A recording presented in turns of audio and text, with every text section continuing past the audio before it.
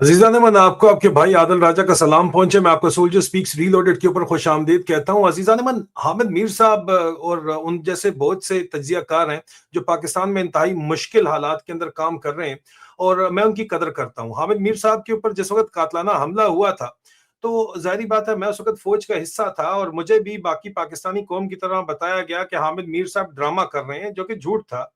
हामिद मीर साहब जो है वो खान अस्पताल में थे तो नवाज शरीफ साहब उनकी सेहत के बारे में पूछने भी गए। उसके बाद जब उनको पट्टियां बनी हुई थी तो एक बहुत बड़ा प्रोपेगेंडा कैंपेन आईएसपीआर की तरफ से चलाया गया कि उनके कोई गोली नहीं लगी है, झूठ बोला जा रहा है। बाद में मैंने जब इसके ऊपर इन्वेस्टिगेशन की तो मुझे पता चला कि नहीं, ये बात सच नहीं है। हामिद मीर साहब के ऊपर उस वक्त आईएसआई ने ही गोलियां चलाई थी और उस वक्त जनरल जहीरुल इस्लाम जो है वो डीजीआईएसआई थे। हामिद मीर साहब पिछले दिनों बहुत ज्यादा खुशियां मनाते देखे गए जनरल फैज हमीद की सजा के ऊपर। जनरल फैज हमीद नहीं थे जिन लोगों के ऊपर बात करनी चाहिए। हामिद मीर साहब अभी भी शायद बात करने से कतराते हैं, लेकिन मैंने पब्लिकली बताया कि हामिद मीर साहब ये हजरत हैं जिस वक्त सेक्टर कमांडर थे, ये सिंध के ब्रिगेडियर अजहर नवीद हयात। और जब मुझे पता चला कि ये वो शख्स थे जिन्होंने हामिद मीर के ऊपर गोलियां चलवाई थी तो मैंने इसके ऊपर पब्लिकली 9 मार्च 2023 को मैंने लिखा कि ब्रिगेडियर अजहर नवीद हयात sector commander ISI internal wing Sindh ने हामिद मीर पर कातलाना हमला करवाया। गोलियां लगी मगर हमला नाकाम रहा। बाद में मेजर जनरल बनकर DG ranger Punjab major general बने जनाब अजहर नवीद हयात और लफाफे टीएलपी के अंदर बांटते हुए इनको देखा गया बाद में। लेकिन ये लेफ्टिनेंट जनरल नहीं बन सके। जनरल बाजवा इनको लेफ्टिनेंट जनरल बनाना चाहते थे, लेकिन ये बन इसलिए नहीं सके कि मिलिट्री इंटेलिजेंस की रिपोर्ट इनके ऊपर आ गई थी कि हामिद मीर के ऊपर कातलाना हमला इन्होंने करवाया था। और जनरल अजहर नवीद हयात जो है वो अपने अक्सर दोस्तों को ये बात करते हैं कि हामिद मीर की वजह से मैं लेफ्टिनेंट जनरल नहीं बना। और मैंने हामिद मीर साहब को टैग करके कहा था कि 100% सच्ची खबर है। जाती तौर के ऊपर भी हामिद मीर साहब से मैंने जिक्र किया इस बात का। हामिद मीर साहब, आपको मैंने पैगाम भेजा था कि ये वो शख्स है जिसके बारे में आपको बात करनी चाहिए। आपके नए दोस्त जो इस वक्त हैं जिनके साथ आपकी बहुत ज्यादा दोस्ती है, हमारी इतलात के मुताबिक मेजर जनरल फैसल नसीर और डर्टी हैरी और उनके अलावा और भी बहुत से लोग हैं। ब्रिगेडियर फहीम रजा भी कहता है वो भी आपका दोस्त है हामिद मीर साहब।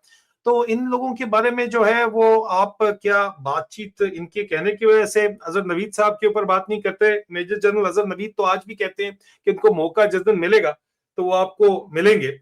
ठीक है, पाकिस्तान में काम करना बहुत मुश्किल है। हामिद मीर साहब की तरह के बहुत से लोग हैं जो मुश्किल तरीन हालात के अंदर काम कर रहे हैं और मुश्किल तरीन काम कर रहे हैं, और कोऑपरेट करना भी पाकिस्तान की फौजी एस्टेब्लिशमेंट के साथ उनकी मजबूरी है। लेकिन जिस तरह यजीद वक्त को सपोर्ट किया जा रहा है और जिस तरह साइडें बदली जा रही हैं, मुशर्रफ जैदी ने यल्दा हकीम के साथ जो इंटरव्यू किया और अब जिस तरह हामिद मीर साहब, आपका कुछ वीडियो है, मैं उसका जवाब देना चाहता हूं, लेकिन पहले मैं क्लैरिफाई करना चाहता था कि आपके वाकई गोलियां मारी गई, आपको आईएसआई ने गोलियां मारी, आपको जिस शख्स ने गोलियां मारी वो नजर आ रहा है। और ये नजर तो आ रहा है लेकिन इसके बारे में आप शायद आगे चल के बात करें, लेकिन ये उस वक्त इसका डीजी आईएसआई ना ही डीजीसी फैज हमीद नहीं था। वो आपको भी अच्छे तरीके से पता है कि कौन था।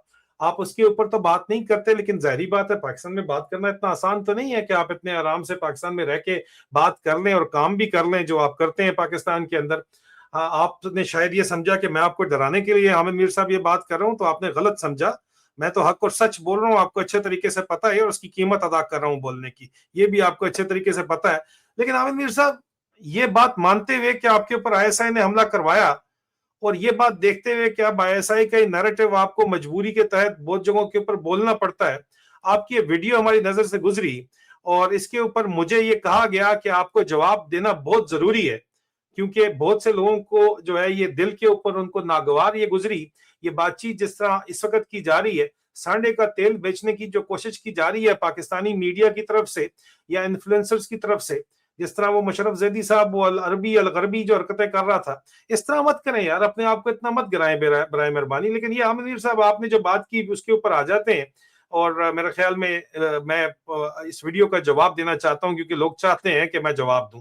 ये वीडियो आपके वीलॉग का एक हिस्सा है, इस पर मैं फिर कमेंट करना चाहता हूं।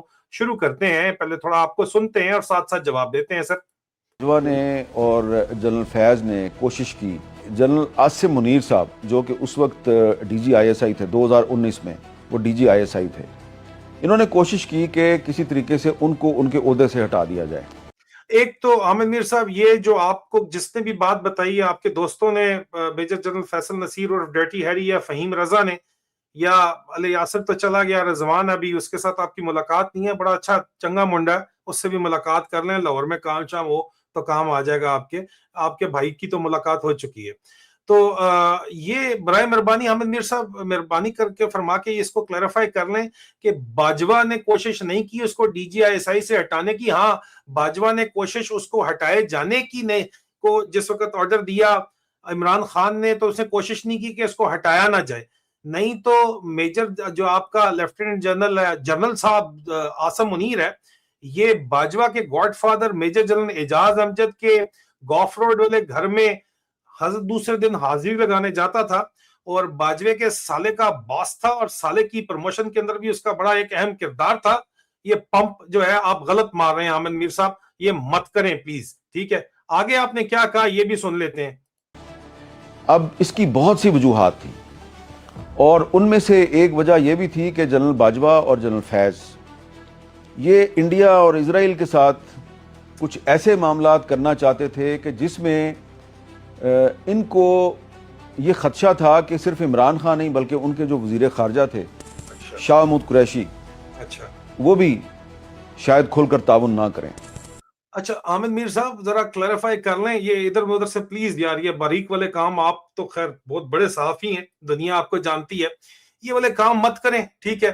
یہ براہ راست جو کام کرنے چاہ رہے تھے کہ ان کو دھوکہ دے کے عاصم منیر کو، کیونکہ یہ طریقہ ہے پاکستان کے اندر، جو موجودہ جرنیل بیٹھا ہوتا ہے اس کے اوپر اس کو سارے پمپ مار کے چڑھاتے ہیں، وہ ایک بزنجوں کی بیٹھی ہے اس کی جو رکھ ہے وہ آج کل لگی ہوئی عاصم یزید کے نغمے پڑھنے، اور آپ لوگ بھی وہی کام کر رہے ہو سارے کے سارے، اور جو چلا جاتا ہے اس کے متھے سارا ڈال دیتے ہیں کام، اس نے کیا جو کیا، باجوے کو آپ کلین چٹ نہیں دے سکتے، کرے نا احتساب یہ عاصم منیر اس کا۔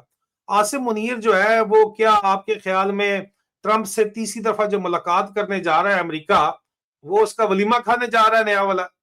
نہیں سر، وہ یہی اسرائیل کے اندر ہی پاکستان کی فوج کو لگانے کے پیسے طے کرنے جا رہا ہے، ان کو پیسے کم لگ رہے ہیں، ڈالر کہتا ہے مجھے نوٹ دکھا، میں ڈالر دکھا، میرا موڈ بنے، آپ کہہ رہے ہیں کہ جناب اس نے سودا نہیں کیا، یہ فلی آن بورڈ تھا سر۔ پاکستان کی جو کشمیر کا سودا ہوا ہے وہ 2006 میں جنرل مشرف کے دور میں ہی ہو گیا تھا، اس کے بعد عاصم منیر جب D G I S I تھا تو مجھے بلا کے پالیسی بتائی گئی تھی D G I S P R کی طرف سے کہ آپ نے پالیسی نیریٹو یہ بنانا ہے کہ جناب ابھی کشمیر وشمیر کو بھول جاؤ، کشمیر کا سودا باجوے سے پہلے جنرل مشرف کے دور میں، کیانی سے بھی پہلے مشرف کے دور میں ہو چکا تھا، یہ سارے جرنیل آن بورڈ تھے۔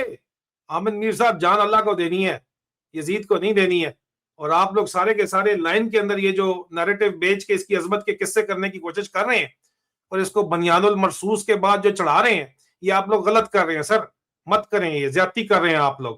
یہ ابھی جا کے وہاں پہ سودا جو اس وقت بات ہو رہی ہے کہ فلسطین والے خلاف ہیں، مسلمان خلاف ہیں، اپنی فوج اپنے مولوی خلاف ہیں، جو سامنے مولوی بٹھائے میں وہ بھی خلاف ہیں، پھر بھی جا رہا ہے، پیسوں کا جھگڑا ہے، ان کا پیسوں کا جھگڑا ہے، ٹرمپ سے جا کے طے کر رہا ہے۔ اس نے آفر نہیں کی اردن کے کنگ سے جا کے، اس نے کیا بات کی ہے بھائی؟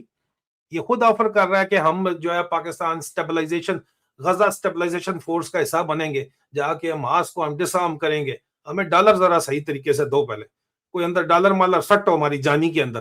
اگلا جو ہے آئی ایم ایف کی قسط سے اوپر کی بات ہی نہیں کرتا، اس کو گودی میں اس نے بٹھایا ہوا ہے، یہ جا کے ٹرمپ کی گودی میں بیٹھا ہوا ہے۔ اسرائیل کے ساتھ جتنے بھی سافٹ ویئر خریدے گئے احمد میر صاحب، یہ D G I S I تھا، $4 ملین کے سافٹ ویئر خریدے گئے ہیں اسرائیل سے اسپائنگ کے، وہاں پہ جا کے کیا باتیں کر رہے ہو یار آپ؟ آگے سنتے ہیں آپ نے کیا فرمایا ہے، یہ بھی ذرا سن لیں۔ اور پھر انہوں نے جون 2019 میں ایک دن اتوار کا دن تھا، اور انہوں نے جنرل عاصم منیر صاحب جو ہیں ان کو آئی ایس آئی کی سربراہی سے ہٹوایا، ان کو لگا دیا کور کمانڈر گجرانوالا، اور پھر جنرل فیض امید جو ہیں یہ آئی ایس آئی کے سربراہ بنے۔ احمد میر صاحب آپ کو اللہ کا واسطہ ہے، اس کو باتوں کو اتنا مت پھیریں، عمران خان نے ہٹوایا تھا اس کو، آپ کو بھی پتا ہے کہ اندر جھگڑا کیا چل رہا تھا، اس کے اوپر بڑے بڑے لوگوں نے بڑی بڑی باتیں کی ہیں. عمران خان صاحب نے خود کہا ہے کہ میں نے اس کو ہٹوایا تھا.